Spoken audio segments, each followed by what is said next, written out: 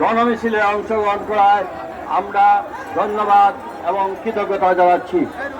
প্রচন্ড রৌদ্রের মধ্যেও আজকে আমাদের এই গণমিছিলে প্রধান অতিথি অ্যাডভোকেট আহমদ আজম খান এবং বিএনপির কেন্দ্রীয় নেতৃবৃন্দ সহ সর্বস্তরের জনগণকে এই পূর্ণভূমি সিলেটের পক্ষ থেকে আবারও শুভেচ্ছা জানাচ্ছি।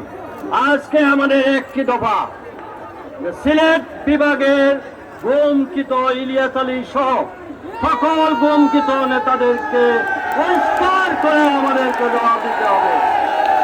দ্বিতীয়ত হচ্ছে এই পূর্ণভূমি সিলেট থেকে আমাদের প্রিয় নেতা শহীদ রাষ্ট্রপতি জিয়াউর রহমান সকল কর্মসূচি গ্রহণ করেছিলেন।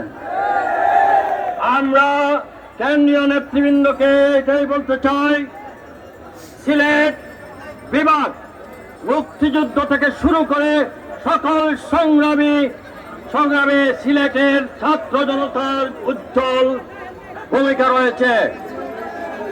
আমাদের এই অন্তর্বর্তীকালীন সরকারের প্রতি আমাদের অনুরোধ থাকবে, অনতি বিলম্বে এই সিলেটের যারা অস্ত্র প্রদর্শন করেছে সেই সকল আওয়ামী নেতাদেরকে অনতি বিলম্বে গ্রেপ্তার করে আইনের আওতায় নিয়ে আসতে হবে। পরিশেষে আমি আমাদের যেহেতু গণমিছিল, সেই গণমিছিলের জন্য আমাদের বক্তব্য সংক্ষিপ্ত করতে হচ্ছে। আমার আহ্বান থাকবে, মিছিলে যত শৃঙ্খলা বজায় থাকে, একই সাথে আমাদের প্রিয় নেত্রী দেশ নেত্রী বেগম খালেদা জিয়া যেন সুস্থ হয়ে এই সিলেটের মাটিতে আবার আসতে পারেন, সেই দোয়া আমরা করি।